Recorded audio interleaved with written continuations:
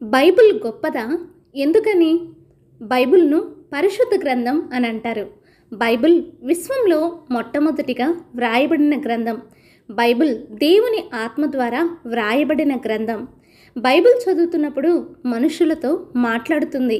Bible Hebrew, Aramaic, Greek భాషల్లో వ్రాయబడినది. బైబిల్‌ని మొట్టమొదటిగా జర్మనీలో ప్రింట్ వేశారు. బైబిల్ భారతదేశంలో మొట్టమొదటిగా ప్రింట్ చేయబడిన గ్రంథం. బైబిల్ గిన్నిస్ రికార్డును సృష్టించింది. బైబిల్ అత్యధిక జనాదరణ కలిగిన గ్రంథం. బైబిల్ అత్యధికంగా అమ్ముడవుతున్నటువంటి గ్రంథం. బైబిల్ గ్రంథాన్ని 300 కోట్లు వెచ్చించుకొన్నారు. బైబిల్ 2708 భాషల్లో తర్జుమా చేయబడిన గ్రంథం. బైబిల్ గ్రంథమును 40 మంది రచయితలు రాశారు. బైబిల్ గ్రంథమును 1600 సంవత్సరాలు రాశారు.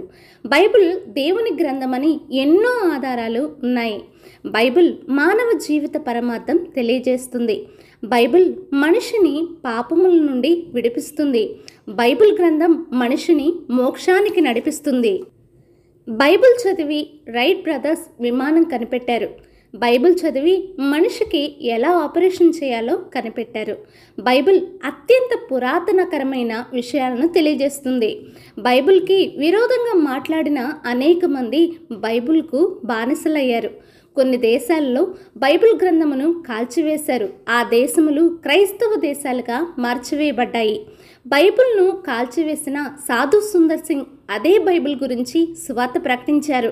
బైబిల్ను కాల్చివేసిన భక్త సింగ్ గారు కూడా అదే బైబిల్ గురించి సువార్తను ప్రకటించారు. ఆర్ఆర్కే మూర్తి గారు బైబిల్ గ్రంథమును తప్పుపట్టాలని చదివారు. అదే బైబిల్ గురించి గొప్ప సాక్షిగా సువార్తను ప్రకటించారు.